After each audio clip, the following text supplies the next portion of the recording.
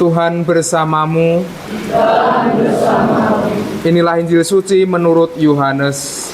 Dimuliakanlah.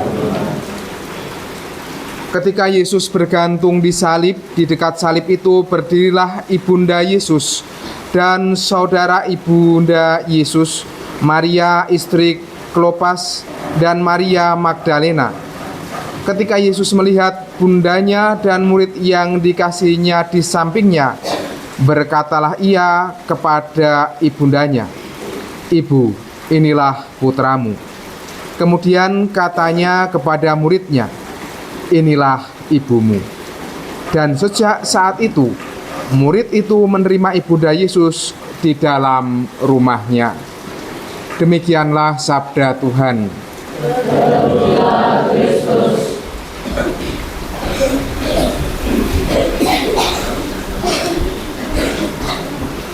Dalam sebuah keluarga, biasanya kalau ada seorang anak yang sakit, anak yang menderita, itu biasanya yang paling ikut merasakan penderitaan, kesakitan anaknya itu adalah seorang ibu. Ibu akan membela anaknya dengan waktu sampai tidak tidur, dengan menemaninya, menggendongnya, dan lain sebagainya.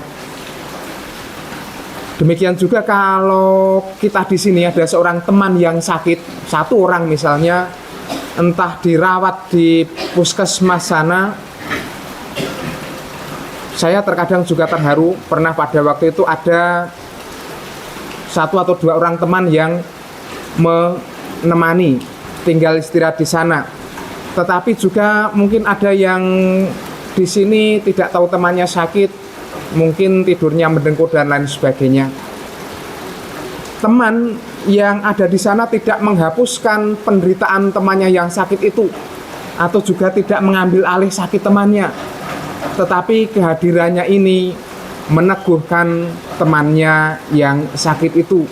Maka demikian juga Bunda Maria yang hadir di bawah salib ketika Yesus menderita di salib ini tidak mengambil alih penderitaan Yesus, tetapi dia menyaksikan, turut serta menjadi saksi Yesus yang menderita sampai wafat.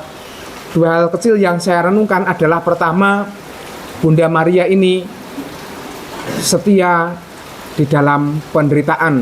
Banyak seorang sahabat, banyak seorang teman itu kalau temannya menderita, dia akan lari meninggalkan. Seperti para murid yang ketika Yesus menderita, ditangkap dan sebagainya, ini mereka lari bahkan mengingkari, tetapi Bunda Maria tidak.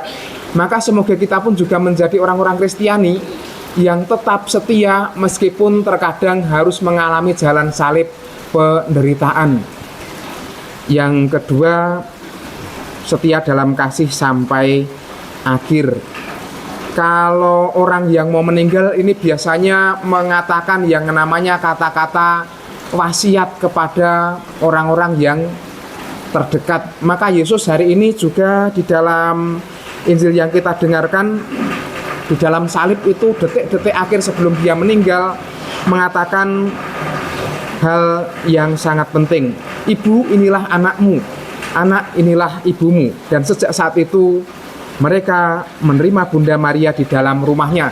Tidak dikatakan sampai kapan. Maka Gereja Katolik juga sampai sekarang menerima Maria menjadi bunda kita semua.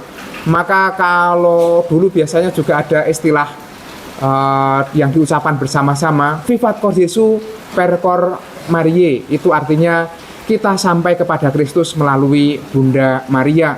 Maka semoga doa-doa kita yang kita panjatkan di dalam permohonan melalui kata-kata dan ungkapan hati yang paling mendalam dapat sampai kepada Kristus melalui perantaraan Bunda Maria.